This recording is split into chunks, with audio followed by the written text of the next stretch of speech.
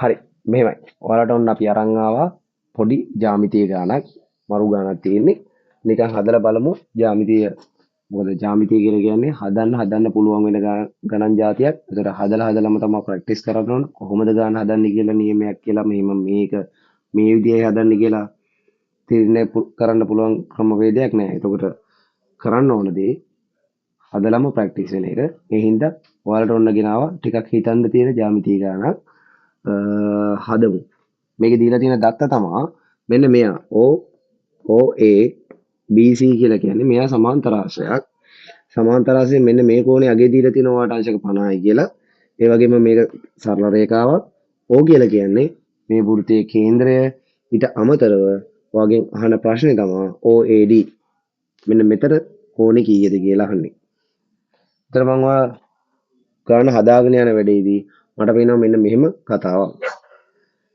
කතාව තමයි මෙයා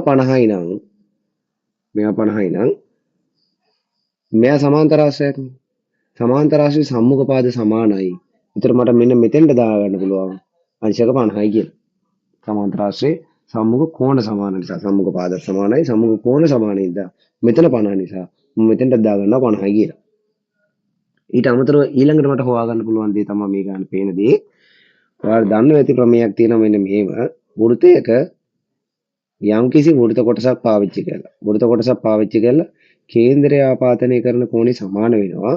ඒ වෘත්ත කොටසම පාවිච්චි කරලා ඉතිරි වෘත්ත ඛණ්ඩය ආපාදනය කරන කෝණය වගේ දෙගුණයකට. මෙයා වගේ දෙගුණයකට මෙයාව සමාන වෙනවා. ඒකේ අනිත් පැත්ත කිව්වොත් මෙයාගෙන් භාගයකට මෙන්න මෙයාව සමාන වෙනවා. එහෙම වුණාම මට කියන්න පුළුවන් මේ වෘත්ත කොටස පාවිච්චි කරලා කේන්ද්‍රය ආපාදනය කරලා තියෙන කෝණය මේ. එයාවුන් පාවිච්චි කරලා ඉතිරි වෘත්ත ඛණ්ඩය ආපාදනය කරලා තියෙන කෝණය මේ. මෙයා 50යි නම් එහෙනම් එයාගෙන් භාගය තමයි මේ කෝණය වෙන්න ඕනේ. ඒතකොට මට මෙතන කෝණය කියන්න පුළුවන් අංශක 25යි කියලා. තවත් දෙයක් මට පේනවා. දැන් මට ඕන මේ කෝණය. තව මට පේන දේ තමයි මේ රේඛාවට මේ රේඛාව සමාන්තරයි.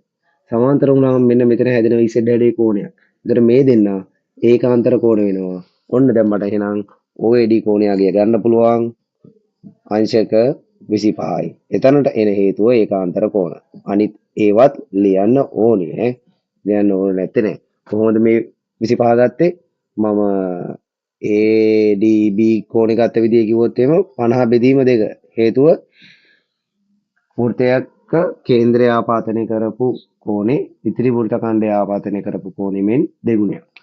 ඊට පස්සේ මේ දෙක සමාන වෙන්න හේතුව සමාන්තර ආශ්‍රයක් ගත්තාම සමාන්තර ආශ්‍රය සම්මුඛ කෝණ සමානයි. ඒ හින්දා මේ කෝණයට මේ කෝණය සමානයි. ඔන්න ඔය විදිහට ගිහිල්ලා මට OAD කෝණය කියන එක 25 කියලා ගන්න පුළුවන්. එහෙනම් තව මේ වගේ ජ්‍යාමිතිය ගානක් අරගෙන එයායි පස්සේ වෙලාවක හම්බෙමු. එහෙනම් අදට යනවා.